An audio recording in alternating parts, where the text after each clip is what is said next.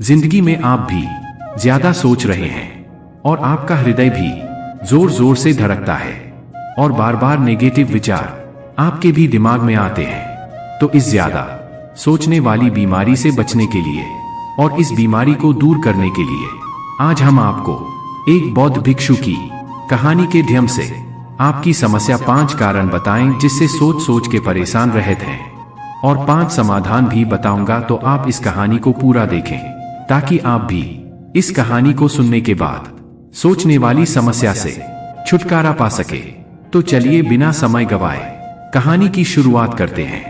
एक गांव में एक आदमी रहता था जो ताले तोड़ने के मामले में एक्सपर्ट था, यानी कि जहां कहीं भी ताले तोड़ने की बात आती थी या लॉक को खोलने की बात आती थी तो उसका नाम सबसे पहले लिया जाता था। एक दिन कुछ समझदार लोगों ने उसकी परीक्षा लेनी चाहिए और उसको बता दिया गया कि आपको इस जगह पर इस तारीख को आना है और ताले को तोड़ना है।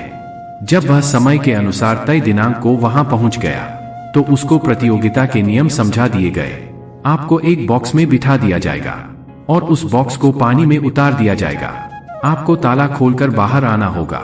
इस बीच आपको लगता है कि लॉक आपसे नहीं खुल पाएगा तो आप इमरजेंसी बटन को दबा सकते हैं और ऊपर आ सकते हैं, लेकिन आप प्रतियोगिता में हार जाएंगे।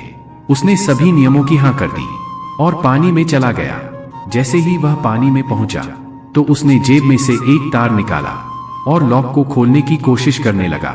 4 से 5 बार कोशिश करने के बाद वह बार बार विफल हो रहा था, लेकिन उससे लॉक नहीं खुल रहा था। अब ज्यादा समय तक पानी में रहना उसके लिए और भी मुश्किल था, क्योंकि सांस रोकना आसान नहीं था। फाइनली उसने अपना पूरा दिमाग लगाया और एक बार अंतिम प्रयास किया। वह विफल हुआ और उसने इमरजेंसी बटन दबा दिया। धीरे धीरे ऊपर आने लगा। पानी के ऊपर आए, बॉक्स को बाहर निकाला गया और हल्का सा धक्का देकर खोला गया। वह अचंभित हो गया कि एक बार भी मेरे दिमाग में यह ख्याल क्यों नहीं आया कि मैं इसको धक्का देकर खोलूं। हो सकता है कि यह लॉक ही ना हो। तो यही होता है जब हम भी बहुत ज्यादा सोचते हैं तो इसका खामियाजा हमें भुगतना पड़ता है। कभी कभी ना सोचने से भी जवाब मिल जाता है।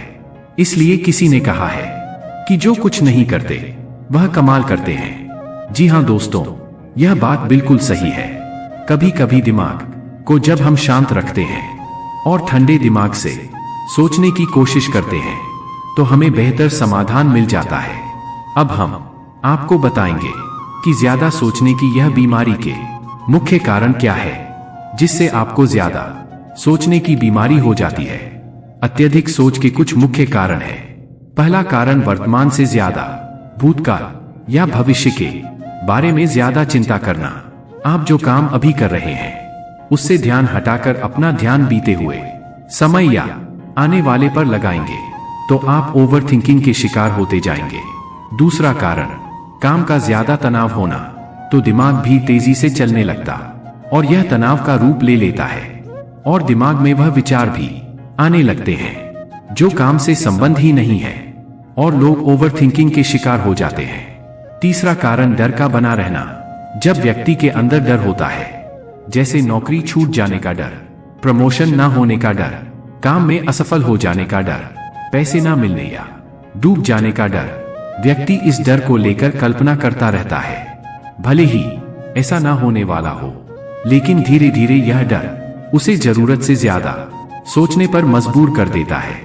चौथा कारण कॉन्फिडेंस की कमी। जब व्यक्ति में किसी काम को करने के प्रति उलझन बनी रहती है तो कॉन्फिडेंस कम होता जाता है, जिसके चलते नकारात्मक विचार दिमाग को घेरना शुरू कर देते हैं और व्यक्ति ज्यादा सोचना और चिंता करना शुरू कर देता है। पांचवा कारण चीजों के बारे में सकारात्मक से ज्यादा नकारात्मक विचार सोचना।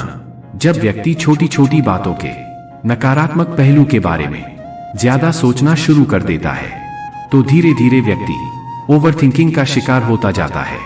क्या ओवरथिंकिंग यानी अत्यधिक सोच से छुटकारा पाया जा सकता है? तो इसका जवाब है जी बिल्कुल। ओवरथिंकिंग यानी अत्यधिक सोच से छुटकारा पाया जा सकता है। हालांकि थोड़ा समय लग सकता है, लेकिन यदि आप नीचे दिए स्टेप को फॉलो करते हो तो आप ओवरथिंकिंग की प्रॉब्लम से यकीनन छुटकारा पा सकते हैं। तो आइए जानते हैं कि ओवरथिंकिंग की समस्या से छुटकारा कैसे पाएं। पहला उपाय, वर्तमान क्षण में जीने की कोशिश करो। कभी कभी लोग बीती हुई बातों या घटना के बारे में ही सोचते रहते हैं और तनाव में आ जाते हैं। इसी प्रकार जो समय आने वाला है उसे लेकर भी इतनी चिंता करते हैं कि तनाव में दिमाग हावी हो जाता है और फालतू बातें सोचने लगता है। जो समय बीत गया है उससे सीख लो, जो आने वाला है उसकी तैयारी करो। लेकिन यह आप तभी कर सकते हैं जब आप वर्तमान में रहेंगे। इसलिए आप जो अभी कर रहे हैं तो पूरा ध्यान उसी पर लगाओ। दूसरा उपाय, जो बात आपको परेशान कर रही है उसे लिख लें। आपके सोचने के तरीके और आपके महसूस करने के तरीके के बीच एक मजबूत संबंध है।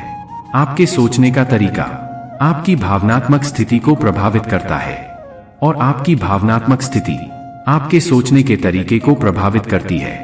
तो जो बात आपको परेशान कर रही है उसे लिख ले। अब उस बात के बारे में यह लिखे कि यह आपको क्यों परेशान कर रही है। अब अपने आप से प्रश्न करें कि क्या इस समस्या का हल परेशान रहना है? यदि नहीं तो उसका हल ढूंढे, और यही इसका कोई हल नहीं है तो परेशान रहने और सोचते रहने से क्या होगा। जब धीरे धीरे आप ऐसे करेंगे तो इस चीज की आपको आदत पड़ती जाएगी और आप अनावश्यक सोचना बंद कर देंगे। तीसरा उपाय, अपनी भावनाओं का नियंत्रण रखो। भावनाओं पर नियंत्रण रखने का मतलब यहां बिल्कुल भी नहीं है कि आप अपनी भावनाओं को दबाएं, लेकिन आपको अपनी भावनाओं पर नियंत्रण रखना होगा। जब आप अपनी भावनाओं पर नियंत्रण रखते हैं तो हकीकत को देख पाते हैं। अनियंत्रित भावनाएं दिमागी विचारों को बेफजूल गति प्रदान करती हैं। चौथा उपाय, चिंता नहीं, चिंतन करें। चिंता ओवरथिंकिंग को जन्म देती है और चिंतन क्रिएटिविटी को जन्म देता है।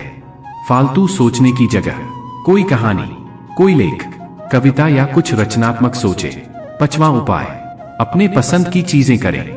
जब भी आप फ्री हो तो कोई भी ऐसा काम करो जिसे करना आपको अच्छा लगता हो। किताबें पढ़ें, गाने सुने, गाने गाएं, घूमने जाएं। यदि आपके घर में बच्चे हैं तो बच्चों के साथ खेलें, अपने दोस्तों के साथ समय व्यतीत करें। छठा उपाय, अपना सर्वश्रेष्ठ स्वीकार करें। जब आप ज्यादा सोचते हैं तो ना चाहते हुए भी आप नकारात्मक बातें सोचते हैं और अपने आप को औरों से कम आंकने लगते हैं। याद रखें, कोई भी परफेक्ट नहीं होता। जो आप हैं, आप जैसा कोई नहीं है। लोग क्या कहते हैं इस पर ध्यान देने की बजाय अपना सर्वश्रेष्ठ स्वीकार करें। अपने ज्ञान को बढ़ाते रहे और पॉजिटिव रहे। तो अपने मन को शांत रखें। आपके सोच को बदल देने वाली कहानी अभी हम आपके सामने प्रस्तुत कर रहे हैं, तो इसे ध्यान से सुने। यह आपकी जिंदगी बदल देगी। चमकीले नीले पत्थर की कीमत। एक शहर में बहुत ही ज्ञानी प्रतापी साधु महाराज आए हुए थे। बहुत से दीन दुखी परेशान लोग उनके पास उनकी कृपा दृष्टि पाने हेतु आने लगे। ऐसा ही एक दिन दुखी गरीब आदमी उनके पास आया और साधु महाराज से बोला, महाराज, मैं बहुत ही गरीब हूँ, मेरे ऊपर कर्जा भी है, मैं बहुत ही परेशान हूँ, मुझ पर कुछ उपकार करें। साधु महाराज ने उसको एक चमकीला नीले रंग का पत्थर दिया और कहा कि यह कीमती पत्थर है, जाओ जितनी कीमत लगवा सको लगवा लो। वह आदमी वहां से चला गया और उसे बेचने के इरादे से अपनी जान पहचान वाले एक फल विक्रेता के पास गया और उस पत्थर को दिखाकर उसकी कीमत जाननी चाहिए। फल विक्रेता बोला, मुझे लगता है यह नीला शीशा है, महात्मा ने तुम्हें ऐसे ही दे दिया है। हाँ, यह सुंदर और चमकदार दिखता है, तुम मुझे दे दो, इसके मैं तुम्हें 1000 रुपए दे दूंगा। वह आदमी निराश होकर अपने एक अन्य जान पहचान वाले के पास गया जो कि एक बर्तनों का व्यापारी था। उसने उस व्यापारी को भी वह पत्थर दिखाया और उसे बेचने के लिए उसकी कीमत जाननी चाहिए। बर्तनों का व्यापारी बोला, यह पत्थर कोई विशेष रत्न है, मैं इसके तुम्हें 10,000 दे दूंगा। वह आदमी सोचने लगा कि इसकी कीमत और भी अधिक होगी और यह सोचकर वो वहां से चला आया। उस आदमी ने इस पत्थर को अब एक सुनार को दिखाया।